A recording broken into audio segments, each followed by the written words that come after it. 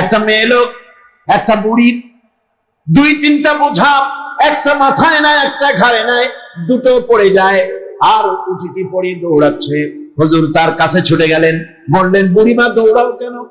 সে বলছে তুমি বুঝি জানো না আব্দুল্লাহর পুত্র মুহাম্মদ এসেছে সাল্লাল্লাহু আলাইহি ওয়াসাল্লাম, আজ আর কাউকে রাখবে না, কাফেরগুলোকে কচু কাটা করবে, আমি তো সেজন্যই দৌড়াই। হুজুর বলেন বুড়ি তোমার ওই বোঝাগুলি আমাকে দাও, আমি তোমাকে তোমার গন্তব্যে পৌঁছে দেই। বোঝাগুলি তিনি ঘাড়ে নিলেন, বুড়ির সাথে চললেন।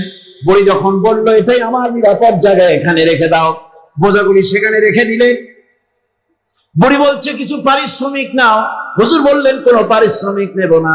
বুড়ি আশ্চর্য হয়ে গেল, বলল পথিক তুমি আমার কাছ থেকে পয়সা নেবে না? বড়ই আশ্চর্যের কথা, আমার দেশের মানুষ বিনা পয়সায় মানুষকে উপকার করে, চোখে দেখা দূরের কথা, গল্পেও কারো মুখে শুনি নাই। তুমি বিনা পারিশ্রমিকে আমার বোঝা বহন করলে, তুমি কে, তোমার পরিচয়টা দাও।